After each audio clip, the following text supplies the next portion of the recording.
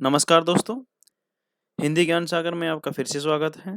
आज हम व्याकरण के अंदर पढ़ेंगे रचना के आधार पर वाक्य के भेद, उसकी परिभाषा और आपके जो एग्जाम में जो आने वाले प्रश्न हैं उससे संबंधित। चलिए शुरू करते हैं वीडियो को। अगर वीडियो अच्छा लगे तो आपको लाइक और सब्सक्राइब करें तथा शेयर करें। चलिए शुरू करते हैं आगे। सबसे पहले हम देखते हैं वाक्य की परिभाषा। वाक्य दो शब्दों का ऐसा सार्थक समूह होता है जो किसी भाव या विचार को पूर्णतः प्रकट करता है, वो वाक्य कहलाता है। जैसे अगर हम उदाहरण देखते हैं तो कृष्ण ने अर्जुन को उपदेश दिया, तो ये पूरी तरह से एक सार्थक शब्द है और ये पूरा अर्थ प्रदान कर रहा है, इसलिए ये वाक्य है। कर्ता और क्रिया पक्ष के अनुसार वाक्य के दो अंग या घटक होते हैं। वाक्य को दो भागों में बांटा गया है या इनके दो अंग हैं। एक होता है उद्देश्य और दूसरा होता है विधेय। देखते हैं आगे। वाक्य के अंग में है उद्देश्य। उद्देश्य की परिभाषा की बात करें तो हम वाक्य में जो जिसके बारे में जो कुछ कहा जाता है वो उद्देश्य कहलाता है, और अधिकतर जो उद्देश्य होता है वो वाक्य में जो कर्ता होता है वो उद्देश्य कहलाता है। उदाहरण देखते हैं हम। जैसे सीता रसोई में खाना बना रही है, तो यहाँ पर किसके बारे में बात की जा रही है? सीता के बारे में। तो यहाँ पर सीता क्या है? उद्देश्य है। अगला उदाहरण, बच्चे क्रिकेट खेल रहे हैं, तो क्रिकेट कौन खेल रहे हैं? बच्चे खेल रहे हैं, बच्चों के बारे में बात की जा रही है, तो यहाँ पर बच्चे उद्देश्य हैं। उपयुक्त वाक्यों में देखिए सीता और बच्चे उद्देश्य हैं क्योंकि इनके विषय में बात की जा रही है। विधेय की परिभाषा की अगर बात करें तो उद्देश्य के बारे में यानी कि जो कर्ता के बारे में या कर्ता के विस्तार में जो कुछ भी कहा जाता है वो विधेय कहलाता है। उदाहरण देखो, जैसे सीता रसोई में खाना बना रही है, तो यहाँ पर सीता उद्देश्य के बारे में जो बताया जा रहा है, रसोई में खाना बनाई जा रही है, तो ये क्या है? विधेय है।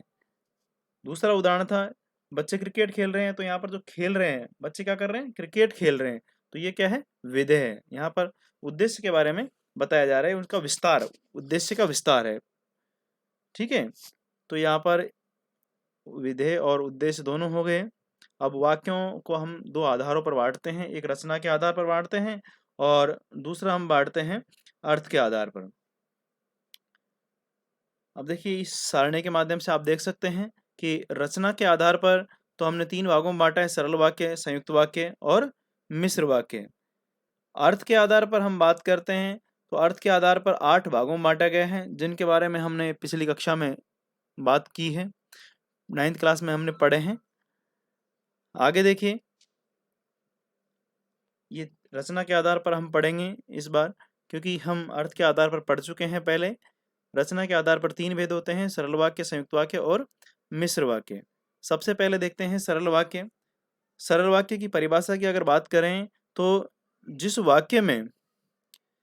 वाक्य में एक ही क्रिया हो उसे क्या कहते हैं? साधारण या सरल वाक्य कहा जाता है। जैसे कि मोहन विद्यालय जाता है, श्रेयांश पुस्तक पढ़ रहा है, गाय दूध देती है, तो यहाँ पर एक ही क्रिया हो रही है, तो यहाँ पर क्या है? साधारण या सरल वाक्य है। अगला देखते हैं संयुक्त वाक्य।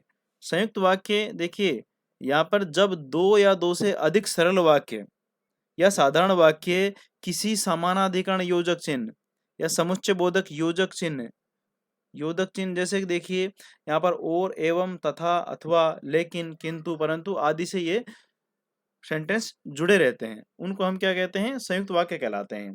अब यहाँ देखिए, बच्चे ने खाना खाया और यहाँ पर और योजक चिन्ह से जुड़ा हुआ है, तो ये क्या है? संयुक्त वाक्य है। मैंने उसे बहुत मना किया परंतु वह नहीं माना, और योजक चिन्ह से जुड़े हुए हैं और परंतु योजक चिन्ह से जुड़े हुए हैं, और दोनों अलग अलग स्वतंत्र वाक्य हैं। ठीक है, तो यहाँ पर क्या है? ये संयुक्त वाक्य हैं। अब यहाँ पर देखिए, इसमें अन्यथा भी आ सकता है, वरना आ सकता है, नहीं तो, या, अथवा, ठीक है, ये सब आ सकते हैं। ये समानाधिकरण योजक चिन्ह हैं, इनसे अगर जुड़े रहते हैं तो संयुक्त वाक्य कहलाते हैं। अगला देखते हैं। अगला है आपका मिश्र वाक्य। मिश्र वाक्य में देखिए, ये व्यधिकरण योजक चिन्हों से जुड़े रहते हैं।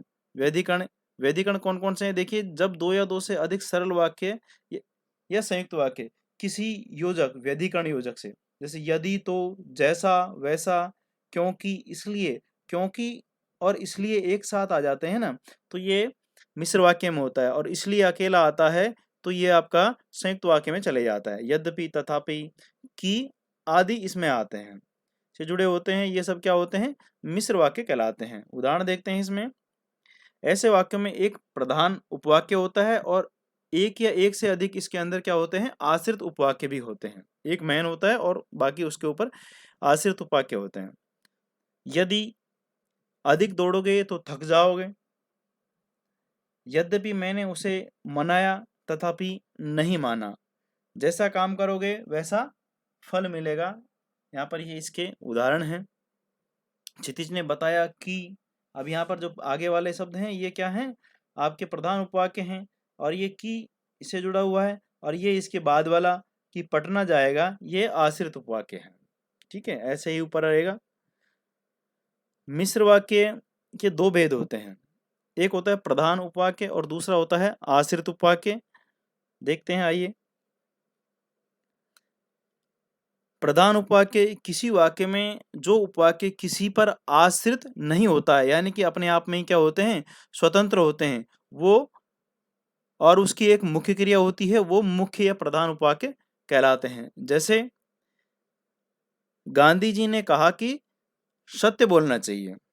अब यहाँ पर देखिए, गांधी जी ने कहा, ये आपका प्रधान या मुख्य उपवाक्य है, और जबकि इसके बाद वाला जो सत्य बोलना चाहिए ये आश्रित उपवाक्य है। ये इसके ऊपर डिपेंड है, और ये की योजक चिन्ह है। अगला उदाहरण है, इस वाक्य में गांधी जी ने कहा कि प्रधान उपवाक्य है। आश्रित उपवाक्य किसी वाक्य में जो उपवाक्य दूसरे उपवाक्यों पर निर्भर रहते हैं, यानी कि अपने आप में कोई स्वतंत्र नहीं होते हैं, और ये किसी न किसी व्यधिकरण योजक चिन्ह से जुड़े हुए होते हैं, ये आश्रित उपवाक्य कहलाते हैं। जैसे ऊपर का उदाहरण था कि गांधी जी ने कहा कि सत्य बोलना चाहिए। ठीक है, तो यहाँ पर सत्य बोलना चाहिए आश्रित उपवाक्य है। आश्रित उपवाक्य को तीन भागों में बांटा गया है, या इसके तीन भेद होते हैं: संज्ञा आश्रित उपवाक्य, विशेषण आश्रित उपवाक्य और क्रिया विशेषण आश्रित उपवाक्य। सबसे पहला देखते हैं हम संज्ञा आश्रित उपवाक्य। किसी वाक्य में, जब किसी सेंटेंस में आश्रित उपवाक्य किसी दूसरे यानी कि मुख्य या प्रधान उपवाक्य की संज्ञा या क्रम का काम करता है, तो वो संज्ञा आश्रित उपवाक्य कहलाता है। और ये मेन इसका जो पहचानने की बिंदु है वो याद करने वाला ये है कि की आता है। ऐसे जो संज्ञा आश्रित उपवाक्य है उनमें की से जुड़े रहते हैं दो सेंटेंस। देखिए, उदाहरण देखिए। बाबा रामदेव ने कहा कि प्रतिदिन योग करना चाहिए। अब यहाँ पर देखिए, ये की योजक चिन्ह से जुड़ा हुआ है। किससे जुड़ा हुआ है? की। गांधी जी ने कहा कि, तो ये भी की योजक से जुड़ा हुआ, तो ये क्या है? सभी संज्ञा आश्रित उपवाक्य हैं। ठीक है, ये आप देख लेना, क्योंकि इसमें देखें की योजक से जुड़े रहते हैं, बस इसका ध्यान आपको रखना है। अगला है विशेषण आश्रित उपवाक्य। किसी वाक्य में जो आश्रित उपवाक्य किसी दूसरे यानी कि मुख्य या प्रधान उपवाक्य की संज्ञा या सर्वनाम की विशेषता को बताते हैं, तो विशेषता को बताते हैं तो वो क्या कहलाएंगे? संज्ञा यानी विशेषण आश्रित उपवाक्य। और ये देखिए, जिस आदि योजक चिन्हों से ये प्रारंभ होते हैं, शुरू होते हैं। जैसे, जो दुबला पतला लड़का है उसे कमजोर मत समझो। जिस लड़के का या जिसका मन पढ़ाई में नहीं लगता वह मेरा दोस्त नहीं हो सकता। जिन लोगों ने या जिन्होंने मेहनत किया वे अवश्य सफल होंगे। तो इन वाक्यों में देखिए, जो जिस जिन से आरंभ होने वाले उपवाक्य हैं, अर्थात जो दुबला पतला लड़का है, दुबला पतला, और जिस लड़के का या जिसका मन पढ़ाई में नहीं लगता है, जिन लोगों ने मेहनत किया, अंश वाले वाक्य क्या हैं? आपके विशेषण आश्रित उपवाक्य हैं। ये विशेषण पर आधारित है, इनमें विशेषता बताते हैं ये लोग। अगला है क्रिया विशेषण आश्रित उपवाक्य। परिभाषा है, किसी वाक्य में जो आश्रित उपवाक्य दूसरे या प्रधान उपवाक्य की क्रिया की विशेषता बताते हैं, वे क्रिया विशेषण आश्रित उपवाक्य कहलाते हैं। अब ये शुरू होते हैं जब, जहां, जैसे, जितना आदि ये योजक चिन्ह आते हैं शुरू में इनके। उदाहरण देखते हैं। जब घटा गिरने लगी, तो यहाँ पर देखिए जब से स्टार्ट हो गया, गिरने लगी इसकी विशेषता बता रहा है। मोर नाचने लगे, नाचने वाले की विशेषता बता रहे हैं। क्रिया की विशेषता इनमें बताई जाती है। जहां बस रुकती है वहां बहुत लोग खड़े रहते हैं। जैसे ही पाकिस्तान हारा लोग नाचने लगे, जितना कहा जाए उतना ही किया करो। तो यहाँ पर ये सभी सेंटेंस क्या हैं, क्रिया की विशेषता बता रहे हैं। ठीक है, अगर हम देखिए इसमें हम और अधिक समझ सकते हैं वाक्यों में जब जहाँ जैसे जितना हो से आरंभ होने वाले उपवाक्य अर्थात जब घटा गिरने लगी, जहाँ बस रुकती है, जैसे ही पाकिस्तान हारा तथा जितना कहा जाए अंश वाले ये जो सेंटेंस हैं वो सब क्या है, क्रिया विशेषण आश्रित उपवाक्य हैं। ठीक है, वीडियो को देखने के लिए बहुत बहुत धन्यवाद। मिलते हैं अगले वीडियो के साथ, तब तक के लिए सभी को जय हिंद जय भारत।